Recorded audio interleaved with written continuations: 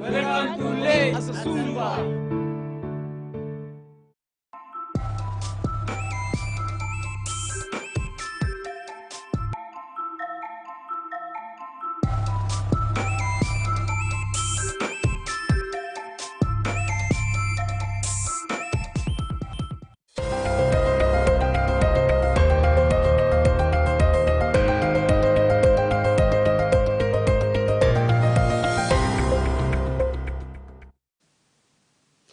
Welcome to Midday News. I'm Rex Litter.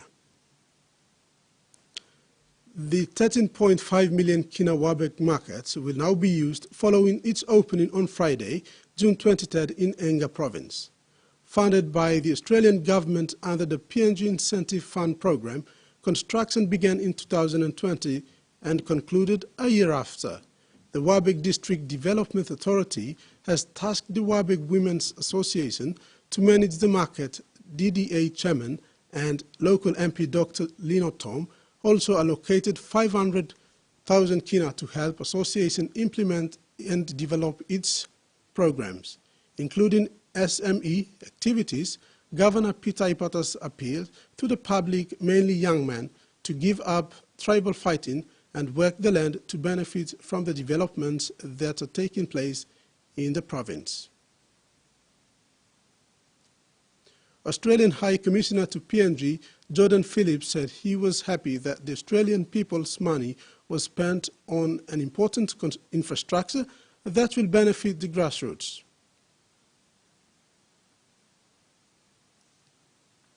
The Macau PMV Association presented a petition to the Central Provincial Police and member for Kairiku, Peter Isoaimo, calling for free trade of betel nuts in Port Moresby without intimidation and threats for police and wholesalers. This was raised at a meeting last week between the Macau PMV owners and the Central Police Command. The people of Macau in Central Province, including the Gulf Province, are biggest distributors to betel nut wholesalers in Port Moresby. They have enjoyed the free trade in the city for many years, but this has changed over time. The people of Macau, through the Macau PMV Association, air their concerns through a petition presented to the Central Provincial Police Command last Friday, 23rd of June. As the farmers of the betel nut, we just want the freedom of trade. As far as we know, our designated location is where we are allowed in at Hanubadawa. The people of Macau say they are being abused by wholesalers when transporting their betel nuts into Port Moresby to sell.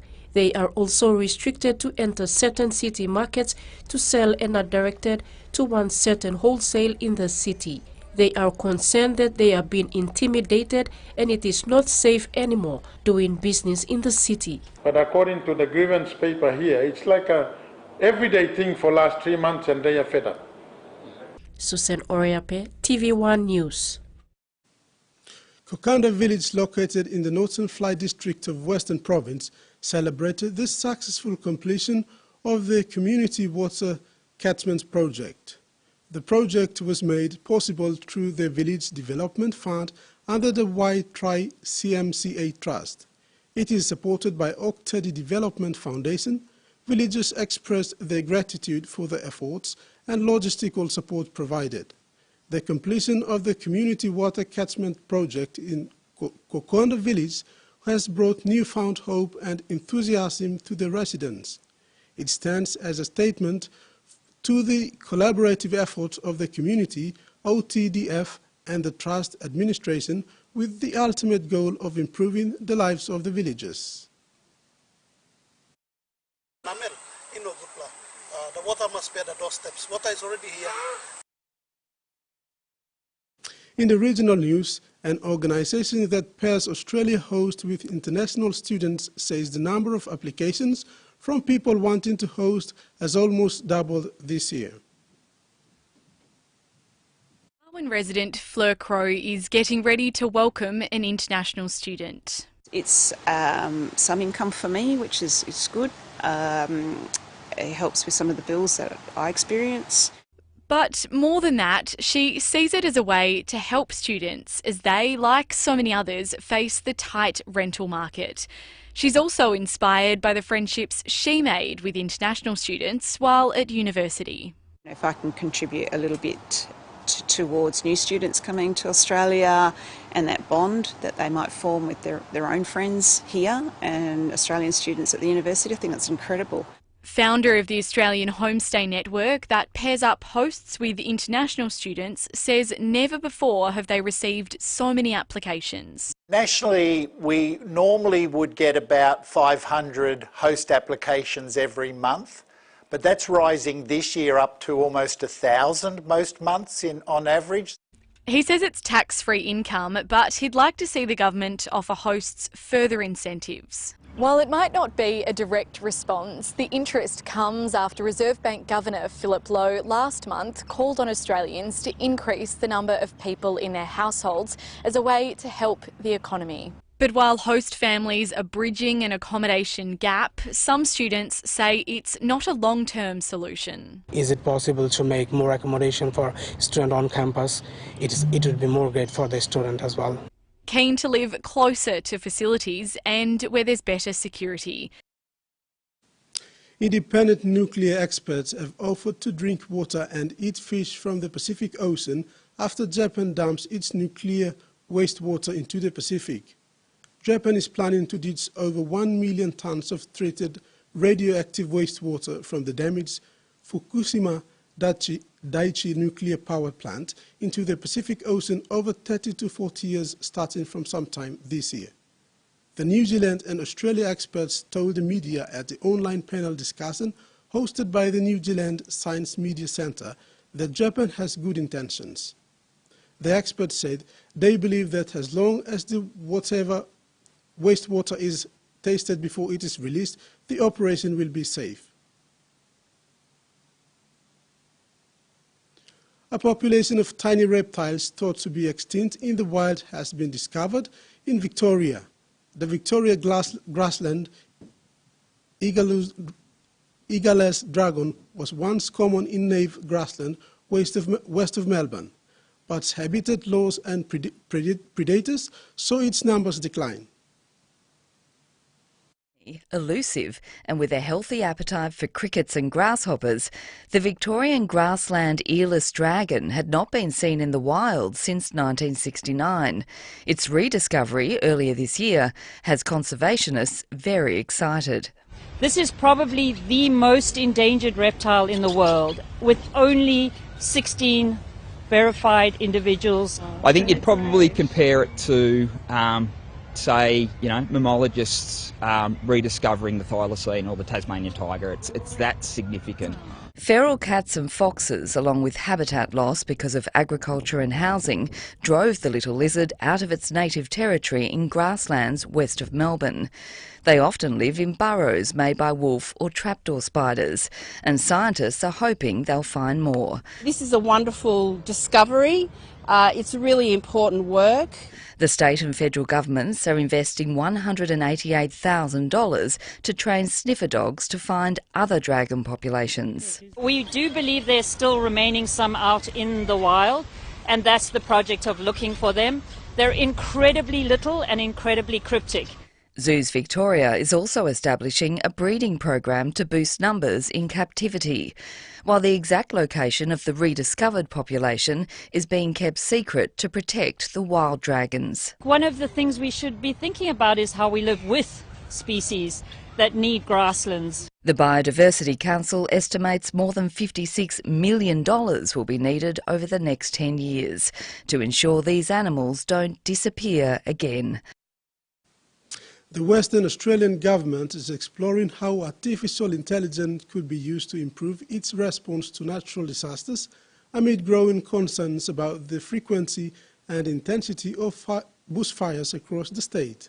Although the technology is in its infancy, there are hopes AI could, they predict bushfire behavior and help better target emergency information to the community. In a bushfire-prone state, each summer Western Australia braces for an onslaught of catastrophic fires. But while natural disasters are often unpredictable, experts hope cutting-edge artificial intelligence can help improve how authorities respond when they do occur. And you've got various levels of severity. The state's emergency alert system, Emergency WA, is currently being upgraded. Historically, Emergency WA has been a system that tells people information, and what we want it to be in the future as we go to a new system is that it can actually bring information in from people out in the community.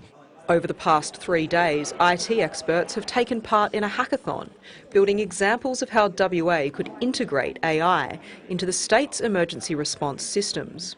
This team is using AI programming to give people the best evacuation routes for specific locations. Because it's an emergency situation, so you don't want to read through paragraphs and paragraphs. You would rather just get the information you require. But it will be some time before these innovations become a reality. So these are all proof of concepts. You won't be getting phoned by an artificial intelligence telling you there's a fire anytime soon. The best concepts will win prizes and could move into development with the department. In sports, the SP PNG Hunters delivered a red 34-10 win against Sunshine Coast Falcons on Saturday at Sunshine Coast Stadium in Australia. It was a shocking win for the team and fans, given the team's poor record this season with away games. The Hunters bounced back with a convincing win after an embarrassing loss to the Magpies in the previous round. Their goal kicking has improved. Jamie Mavoko booted 4 goals out of 5, which is obvious. The improvement, while backup kicker Trevor Solu converted 1 out of 1 attempt. The SP PNG Hunters sit 10 on the points ladder after round 15 and will host the 7th place Central Queensland Capras at the Santos National Football Stadium on Saturday. Looks like he's going to score a try here. The referee is pointing to the spot. Seems like one of the Hunters players has been taken out of play with an obstruction rule here, but the referees ruled otherwise. No regard for his body, just puts the body on the line every single time. It's a good sweeping play now. Morea gets the ball, shapes in, moves out. This is an electric run by Morea. This guy is just tearing up this competition, and you'd love to have him on your team. And the Hunters celebrate what looks like an unlikely try.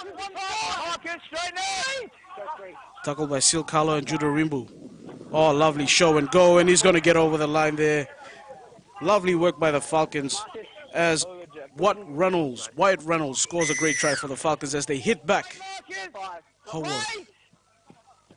Komati chooses to run the ball. Gives it off to Capinius. Capinius gets the ball off. This is some enterprising play by the Hunters. Flick pass there by Roderick Chai. Solo Wane. He plants the ball over. And a fantastic try by the Hunters there on the last play as well. Ilaalu steps in. Komati shows it in. Goes outside. Oh, lovely cutout pass there. Kick back into the middle. Everyone misses the ball. It's still anyone's ball. Trevor Solu kicks it forward. Trevor Solu dives on the ball and he's going to score. It's Paul Selly. Paul Selly's tackled in that. And that will be the last play of the game as the Hunters come away victors this afternoon at the Sunshine Coast, beating the Falcons 34 points to 10. And the PNG-dominated Melanesian team took out the Oceania Cup in Saipan last weekend with a total of 273 points. They beat Polynesia, Australia and Micronesia. With the Pacific Games just 5 months away, some of the PNG's athletes are in great form and others recording new personal best in the event. This is a plus for Team PNG as the Pacific Games is a couple of months away. Leroy Kamau, Leon Tenbeu and Pius Wiesel all recorded very strong performances, despite strong headwinds that made fast times difficult for the sprinters. While these sprinters put some best performances for themselves, others managed to record new personal bests. Adolf Kauba recorded personal best of 48.01 seconds in 400 meters. Scholastica Herman also recorded a new personal best in the 800 meters. In high jump, Edna Boafob recorded high jump of 1:55 meters and 400 meters hurdles. Caro Iga clocked 52.04 in javelin. PNG's dominance of the sprint events was evident in the results of the men's 4x100 meters relay, where non-specialist sprinter Karo Higa and Daniel Baul combined with Kamau and Whistle to clock an outstanding 40.71 seconds, the sixth fastest time ever run by PNG men's 4x100 meters relay team. PNG also won the mix of 4x100 meters relay, in which Andrian Monagi, Kamau, Beu and Whistle combined to run 43.05 seconds. PNG athletes were some of the mainstays in Team Melanesia, eventually winning the Oceania Cup in Saipan. With experience and form from these events, PNG will be a top side in the Pacific Games come September. And that wraps up the news for today. Join us at 6.